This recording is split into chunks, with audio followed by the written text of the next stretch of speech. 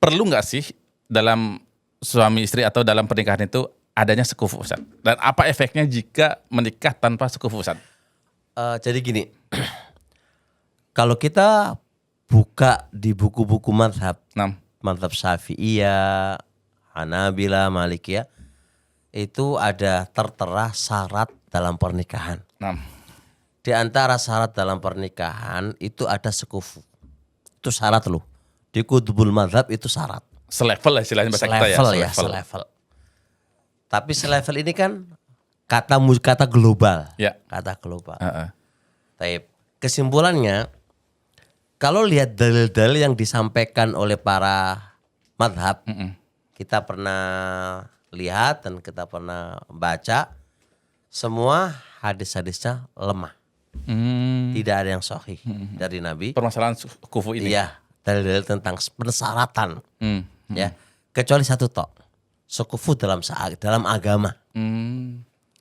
Sekufu dalam agama. Jadi kalau nikah orang muslim ya harus muslim kan gitu kan.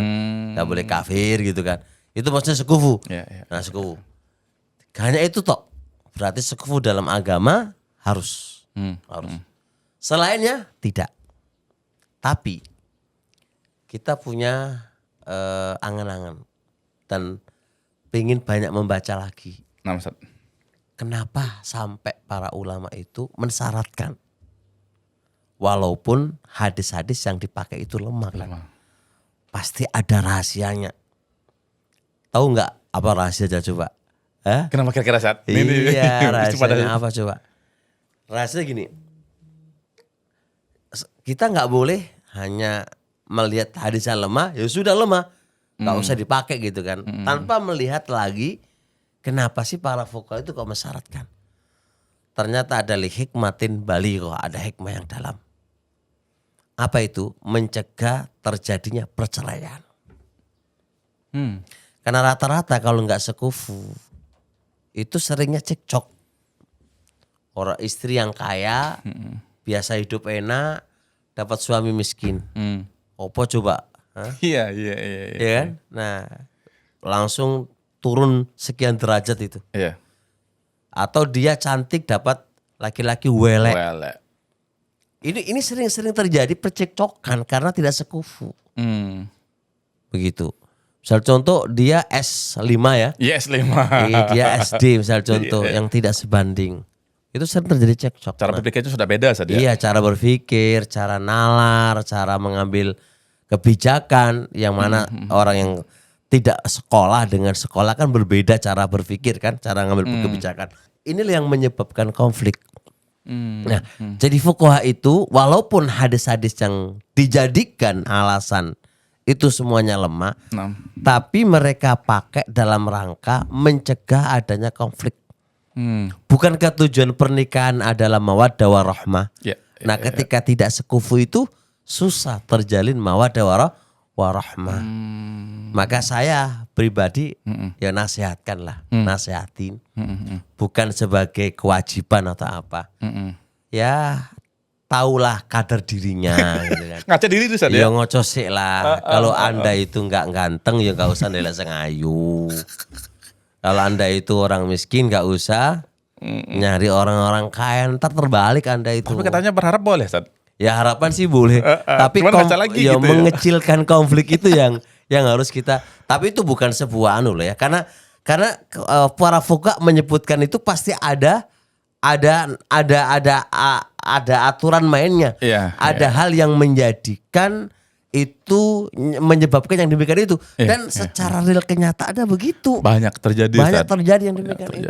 Banyak terjadi. Walaupun Anda jangan, wah aku keaman-aman aja. Itu satu dari sekian kasus. Ustaz Afwan, yang banyak Anda temukan Ustaz, ketika suaminya Afwan nih berada lebih di atas dari istrinya, itu cenderung lebih adem Ustaz. Iya. Tapi ketika istrinya lebih di atas dari suaminya, nah ini yang bermasalah sering Ustaz. Iya, karena kan gini, kalau suaminya lebih di atas, kan istri kan wajib taat ke suami. Iya. Aman kan? Aman. Punya kewibawaan, punya power. Sahih Ustaz. Tapi kalau istrinya itu di atas, yang dia adalah orang tinggi, yang nginjak-nginjak suaminya. Suami punya harga diri Nah, saja. Itu yang masalahnya di situ. Walaupun ini kasus tidak mutlak ya. Tapi sekian kasus yang kita lalui dan kita lihat dan kita dengar, itu memang kasusnya. Oleh karenanya ya kita kalau nyari jodoh ya lihatlah gitu kan. Pantaskan diri dulu ya, ya. pantaskan dulu gitu loh, pantaskan dulu. Walaupun itu bukan sebuah keharusan loh ya. Bukan sebuah keharusan. Kalau memang agamanya bagus dan Anda bagus sih mungkin bisa terimbangi dengan agamanya. Tapi kadang-kadang agamanya wapi awalnya gitu kan. Awalnya gitu kan. Belum kelihatan aslinya. Iya, Ustaz. belum kelihatan aslinya kan gitu kan. Terjadi juga masalah gitu kan. Ya intinya kalau ya memang kalau cari jodoh tujuan anti dalam menikah itu apa? Mawaddah warahmah. Ya gimana caranya hindari hal-hal yang bisa menyebabkan konflik dalam keluarga kan gitu. Ustaz, Anda pernah dengar sebuah perkataan atau sebuah pernyataan bahwa pernikahan itu pada dasarnya nggak cuman hanya terjadi karena rasa cinta, Ustaz. Karena banyak terjadi orang dinikahkan secara paksa nih. Orang tua kita dulu mungkin seperti itu, Ustaz. Tapi mereka langgeng, Ustaz. Nah, justru yang banyak terjadi adalah ketika mereka merasa rasa cinta nih, itu umur pernikahan nggak lama gitu, Ustaz. Ini mungkin ada pertanyaan Umar siapa gitu, Ustaz? Nah, jadi gini. Heeh. Ini kita pengalaman ya. Nam. Ini kita alami dan kita cocokkan dengan kaidah. Masya Allah, Masya Allah. Sebenarnya cinta itu kan tidak mesti langsung datang tiba-tiba. Butuh tahapan. Butuh tahapan. Selama dia dalam proses pernikahannya itu syar'i. Kita nggak pernah mengenali dia dan dia juga nggak pernah mengenali kita. Bagaimana bisa tumbuh rasa cinta? Iya. Nggak mungkin. Iya. Nah, tumbuhnya itu otomatis dengan sedikit demi sedikit dalam tanda kutip manakala masing-masing memberikan haknya. Maka muncullah rasa cinta dikit demi dikit itu. Dan itu yang membuat langgeng insya Allah ta'ala.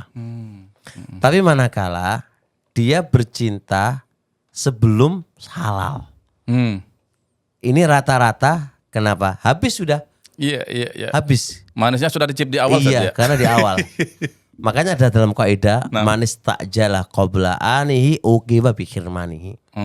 Siapa yang tergesa-gesa sebelum waktunya, maka dia disiksa tidak mendapatkannya. Aywa. Makna kaidah ini sebelum waktunya apa tujuan menikah? Supaya terjadi mawaddah warahmah. Tapi dia ambil sebelum waktu yang halal.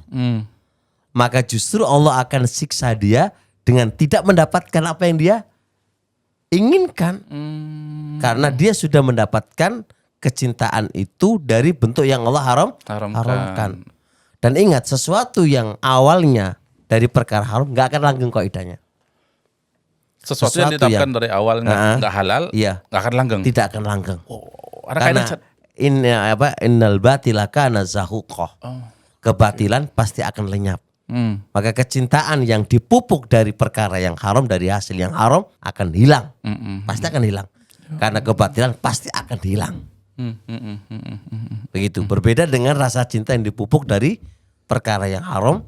Insya Allah, biiznillah, selama masing-masing dari keduanya menjaga hak-haknya Allah dan Rasulnya, akan langgeng rasa cinta itu. Masya Allah. Ini yang penting nih sebenarnya yang perlu diketahui. Karena banyak orang sudah mencicipin duluan. Pada akhirnya mereka tengah jalan. Iya, karena gimana? Syaitan. Iya. Sesuatu yang belum halal jadi dihalalkan. Iya. Aduh, Allah karim.